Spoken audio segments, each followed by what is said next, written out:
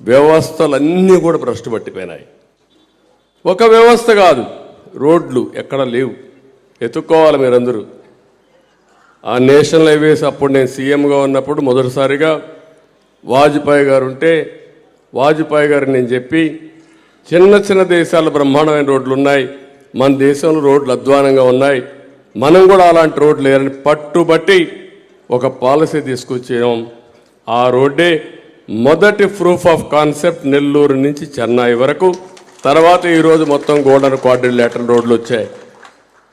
ఈరోజు అందరూ సెల్ ఫోన్లు పెట్టుకుని కూర్చున్నాం. నేను కూడా నా సెల్ ఫోన్ పెట్టుకుని ఇప్పుడు న్యూస్ అంతా చూసుకున్నా.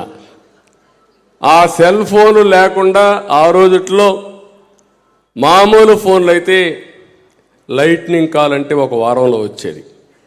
అది ఎక్స్చేంజ్లో కూడా పరిచయం ఉంటే వాడు చెప్తే ఏదైనా కాల్ వచ్చేది, లేకుంటే వచ్చేది కూడా కాదు. అమెరికాకు ఫోన్ చేయాలంటే మనం చేసేవాళ్ళం కాదు. అలాంటిది టెలికమ్యూనికేషన్ సెక్టర్లో రిఫార్మ్ తేవాలని గట్టిగా పోరాడాను. నా కోసరం కాదు, సమాజ హితం కోసరం, సమాజం కోసరం, భావితరాల భవిష్యత్తు కోసరం చేశాం.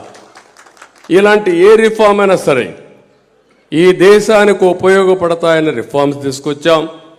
కేంద్రంతో సహకరించాం, కేంద్రంతో కూడా కలిసి పనిచేశాం.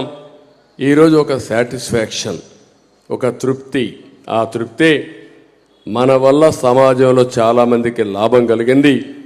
ఈ విషయం యేసు ప్రభు కూడా చెప్పాడు, సమాజ హితం కోసం పనిచేయమని చెప్పిన విషయాన్ని మరొకసారి మీ అందరికీ గుర్తు చేస్తున్నా.